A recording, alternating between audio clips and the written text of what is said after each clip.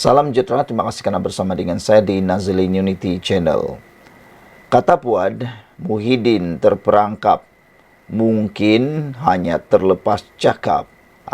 Akhirnya, Ahli Majlis Tertinggi UMNO Muhammad Puad Zarkasi berkata, pengurus CPN Muhyiddin Yassin terperangkap dengan kenyataan yang dibuatnya sendiri apabila mendakwa memperoleh sokongan mencukupi untuk dipilih sebagai Perdana Menteri yang ke-10.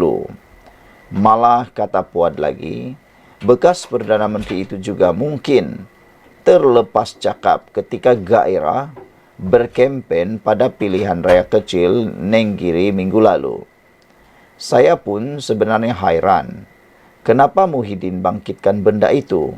Jumlah sokongan ahli parlimen, sebab dia pun tahu tak mencukupi, kata Puad lagi.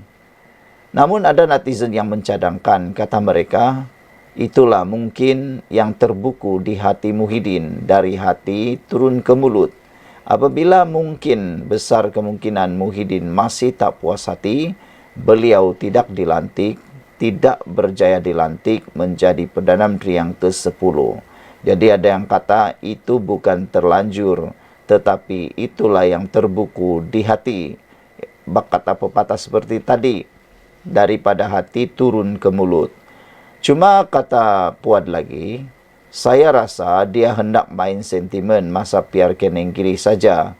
Tapi akhirnya dia terperangkap sebab mungkin dia terlepas cakap, katanya kepada pemberita selepas taklimat Presiden UMNO di Dewan Merdeka Pusat Dagangan Dunia Kuala Lumpur sempena Perhimpunan Agung UMNO. Mengulas mengenai jumlah sokongan yang diperoleh ahli parlimen Pagoh itu, Muhammad Puad berkata, perkara itu tidak berbangkit. Dia juga membayangkan bahawa Muhyiddin telah mengadakan pertemuan dengan pimpinan UMNO beberapa hari selepas pilihan raya umum ke-15 dan sebelum pembentukan kerajaan perpaduan bagi memaklumkan tentang sokongan diterimanya. Muhyiddin dah pernah dedahkan sebelum ini. Jadi, bagi kami UMNO, kami dah tahu dia dah pernah dedahkan sebelum ini. Saya rasa dia tak perlu ulang, tapi apa yang kita nak adalah kita perlu bergerak ke hadapan. Sebab pada ahli UMNO kita tahu perkara yang sebenarnya. Macam MKT, kita bermesyuarat sehingga jam 1 pagi untuk buat keputusan satu sahaja, iaitu nak sertai kerajaan perpaduan atau tidak. Jadi soal nombor yang disebut Muhyiddin tak berbangkit, katanya. Muhyiddin sebelum ini didakwa menyentuh kewibawaan Al-Sultan Abdullah Riayatuddin Al-Mustafa Billah Shah ketika ceramah umum pada PRK Dun Nenggiri 15 Ogos lalu. Dia mendakwa mendapat 115 sokongan ahli Dewan Rakyat selepas pilihan raya umum ke-15 yang membolehkannya dilantik semula sebagai Perdana Menteri. Namun menurut Presiden Bersatu itu, dia tidak dipanggil oleh Yang di-Pertuan Agong ketika itu untuk mengangkat sumpah. Kemarin, Tengku Mahkota Pahang, Tengku Hasanal Ibrahim Alam Shah Al-Sultan Abdullah murka terhadap kenyataan itu yang disifatkannya memperlekeh peranan Sultan Abdullah ketika menjalankan tugas sebagai Yang di-Pertuan Agong. Bagaimanapun kini Muhyiddin menegaskan ucapannya adalah bersifat fakta dan tidak bermaksud menghina institusi raja.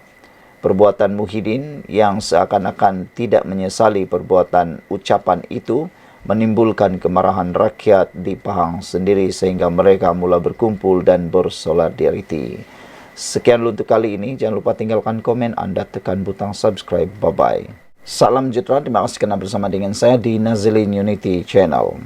Baru-baru ini hangat isu tentang ketibaan rakyat Palestin yang telah cedera dan diberikan rawatan di Malaysia.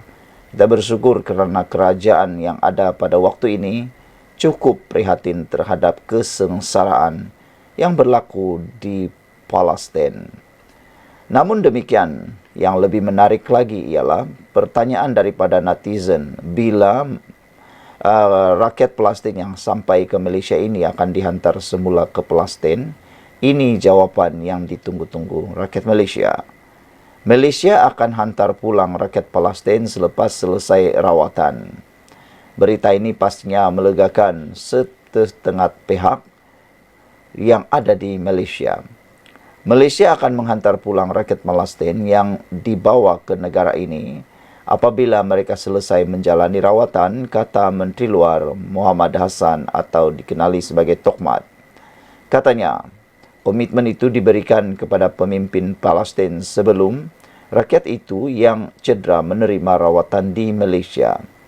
Janji kita dengan Palestin, mereka ini tak nak keluar dari Palestin. Mereka rela mati di negara mereka. Mereka nak mati di tanah air sendiri. Jadi kita kena hantar mereka pulang. Saya berbincang dengan pemimpin Palestin. Mereka tak mahu Jordan dan sebagainya. Biarlah mereka mati di situ, katanya. Tapi kita sebagai masyarakat antarabangsa, negara mempunyai hati terhadap penderitaan. Sedikit yang kita buat tu janganlah jadi berbagai perkara yang dihebohkan sangat, kata Tokmat. Tak usah risau. Ada negeri risau kita akan hantar orang Palestin ini duduk di negeri itu. Tidak ada, katanya. Katanya ketika sidang media selepas merasmikan persidangan Saif UMNO di Pusat Dagangan Dunia Putra Kuala Lumpur malam tadi. Saudara-saudara sekalian, menambah lanjut, kata Tokmat, tak perlu risau. Orang tak ada negeri yang akan menerima rakyat Palestin ini. Tak ada, katanya lagi.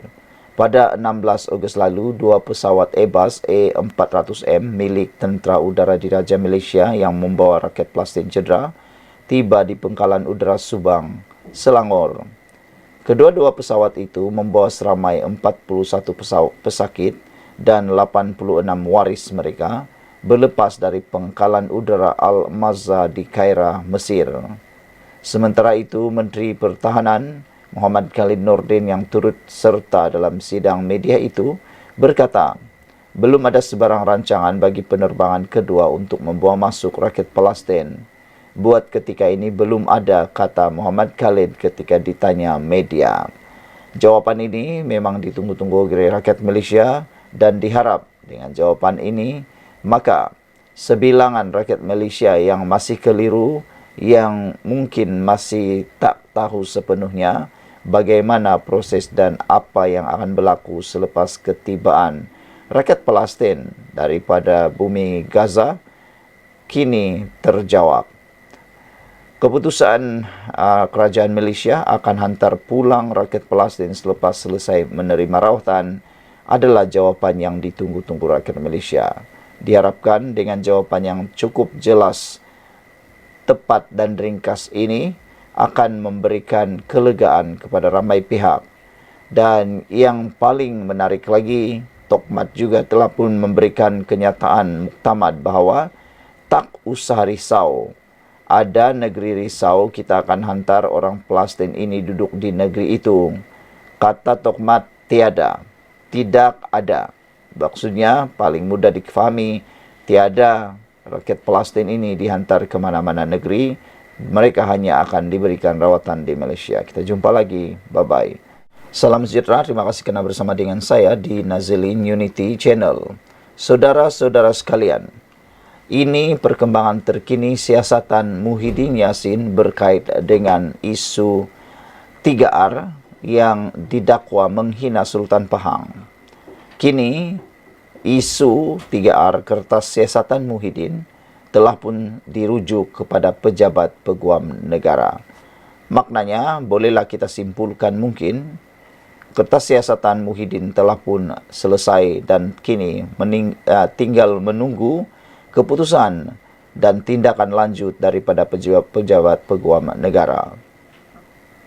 Kertas siasatan berhubung ucapan pengurusi Perikatan Nasional PN Tan Sri Muhyiddin Yassin yang didakwa menyentuh isu berkaitan kaum, agama dan Raja 3R telah diserahkan kepada pejabat peguam negara hari ini untuk tindakan lanjut.